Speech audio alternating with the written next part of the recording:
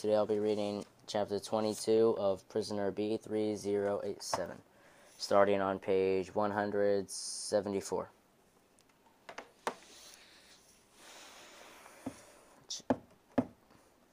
Chapter 22.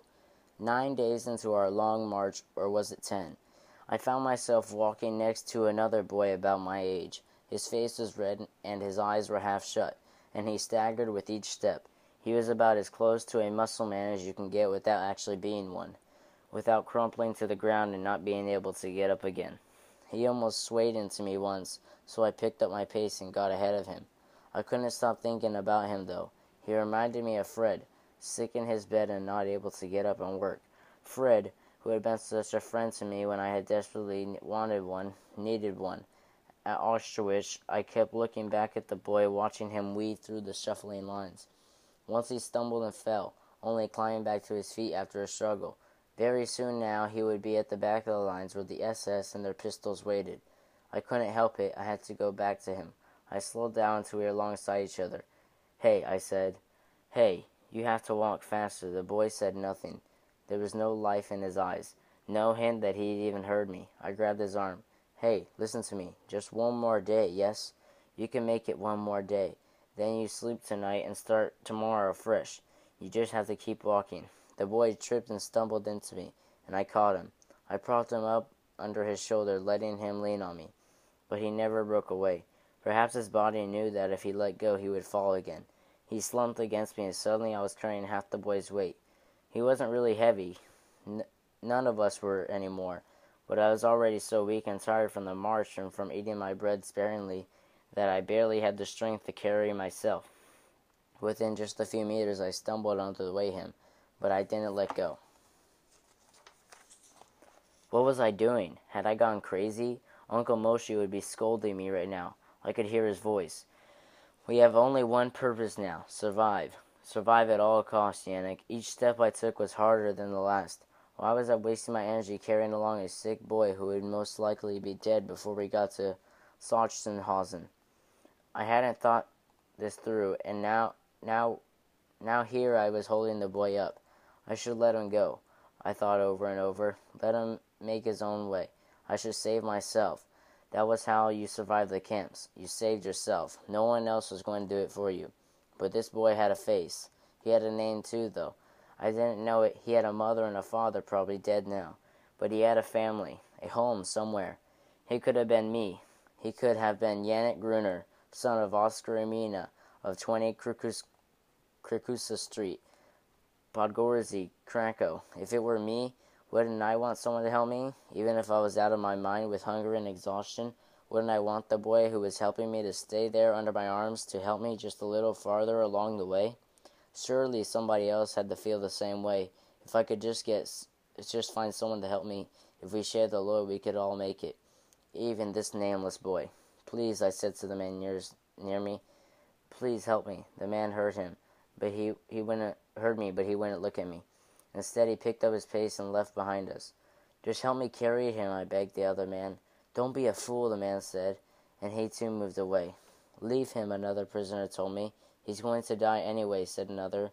"Let him go or he'll take you with him." Crack! I jumped. Somewhere behind us, another prisoner had fallen too far behind, and the Nazis had shot him. They would shoot me too if we fell behind, even though I wasn't the sick one. Why wouldn't someone help us? It didn't have to be this way, every man for himself. If we all helped one another, if we became one another's family now, when all our real families had been taken from us, we could be stronger. More of us could survive. But too many of them thought like Uncle Moshe. Too many of them would only look out for themselves. I wanted to yell at them, argue with them, but I was too tired. It wouldn't do any good anyway. I was right. But so were they, in their way. The only person you could trust in the camps was yourself. I should never have helped the boy, I knew that. But now that I was helping him, I refused to let him go. I was becoming stubborn now that I was 16. I walked along, giving the nameless boy all the energy I could spare. I longed to have a bite of my bread, but it was tucked into the waistband of my pants behind my back. I couldn't reach it and carry the boy at the same time. I would have to wait for nightfall, and our schedule would stop before I could eat again. It was better that way, I figured. My bread would last longer, so long as I survived to eat. But as we walked along, step after step, kilometer after kilometer, my stomach began to gnaw away at itself. I was so hungry, just a bite of bread, just a pinch, and I could quiet my aching stomach for a few more hours. The only way to eat was to let go of the boy, though. We were already near the back of the lines. I couldn't stop, but I was so hungry I cried. The gray clouds in the sky meant more snow, but they also meant night would come earlier, and maybe an earlier end to the day's marching. Just a little farther, I told myself. One more step, then another. If I fell, it would be hard for me to get up again, and impossible for me to lift the boy. If I dropped him now, all this torture would have been for nothing, and now that seemed worse than having helped him to begin with. But I wasn't going to make it to nightfall, not even with the gray clouds overhead. Just then I thought I couldn't take another step. My load lightened. Another prisoner stepped in to take the boy's other arm. He was an old man with sunken, bloodshot eyes, deep cracks in his face, and a grizzled beard. He looked like I might be carrying him next. Can't walk so well myself, he rasped, but I'll help you the rest of the way today. Tears streamed down my face. I should have said thank you, but I was too tired to speak. The old man seemed to understand. Keep walking, he told me. We walked along in silence the rest of the evening. The only sounds, the crunch of the frozen mud beneath our feet, and the cracks of Capo's whips. I tried to block out everything else and focus on putting one foot in front of the other. It was still a struggle to carry the boy, but with someone else to help, I was rejuvenated. Darkness had long since fallen when we reached the top of a hill, and found no barn or house in sight. The guards stopped us and told us the frozen ground would once again be our bed. None of us complained. My companion and I dropped the boy to the ground as quickly as we could, and before I could thank him, he disappeared into the crowd of prisoners huddling together for warmth as they sleep. I stood over the boy for a moment longer, wondering what his name was, and if he would even survive the night. His breath was ragged, and his body barely moved. Had I used up all that energy for nothing? Before I could sleep, I had to eat. I reached for what was left of my half-loaf of bread tucked in my pants, but it wasn't there. In panic, I patted all around my waistline, even checking to see if it had slid down inside my pants. I was so cold and my pants were so big I might not have noticed, but there was nothing there. My bread was gone. It must have slid out while I was carrying the boy, and I hadn't noticed. Half of my food lost. Who knew how much longer we would be walking? I fell to my knees, sobbing. Without food, I would never survive. I looked down at the nameless boy again, and my hands made fists. I wanted to hit him. It was all his fault. I would have never wasted all that energy, would never have lost my food, if it wasn't for him. But I pounded on my own bony legs instead. It wasn't the boy's fault, it was mine, and I knew it. And then I saw it, a lump in the boy's pocket, what was left of his bread, and it was as much as I'd lost, maybe more. I reached my hand out to take the bread from the boy's pocket, but I stopped. Had it come to this? Was I so desperate to survive that I would steal bread from a sick boy?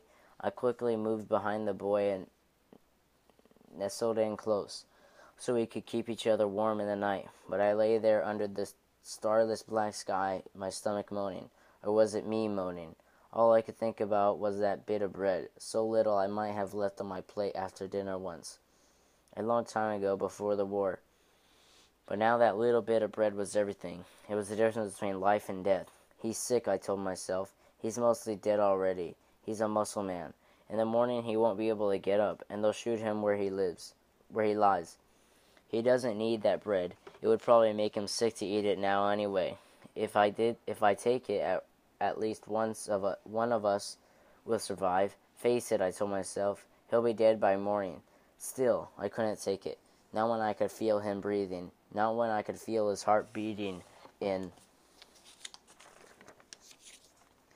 his bony chest. He might die by morning. Probably would, but I could wait until then. I would not steal bread from another living prisoner, Instead, I closed my eyes and hoped that sleep would at least let me forget my hunger for a few hours. It was my stomach that awoke me the next morning. More than the light, my first thought was the boy's bread, but the rise and fall of the boy's chest told me he hadn't died in the night. He was still alive. How was it possible? And not only was he alive, but his breath was much less shallow. There was color in his face again, too. The sleep had done what I promised him it would. It would give him the rest he needed to face a new day of marching. I shook with anger and frustration. He was supposed to die. I needed him to die, so I would have his bread. I closed my eyes. What was I thinking? I wouldn't steal bread from a living boy, but I would wish death on him so I could take it without guilt.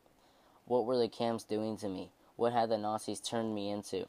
Faced with two evils, stealing from a living boy or wishing him dead to take his food guilt-free, I realized I could more easily have the sin of stealing on my conscience. I needed that bread to live, and I was going to take it. The boy owed me after all.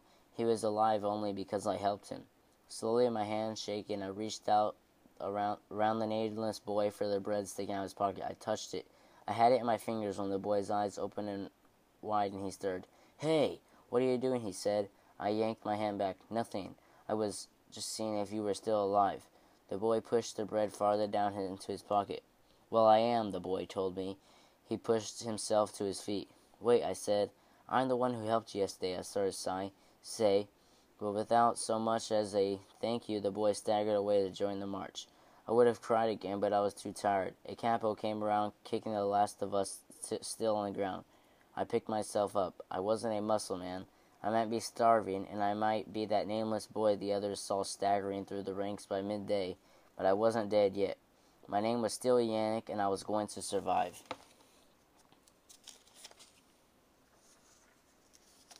If you want to see Chapter 23 of Prisoner B-3087, look for my next video.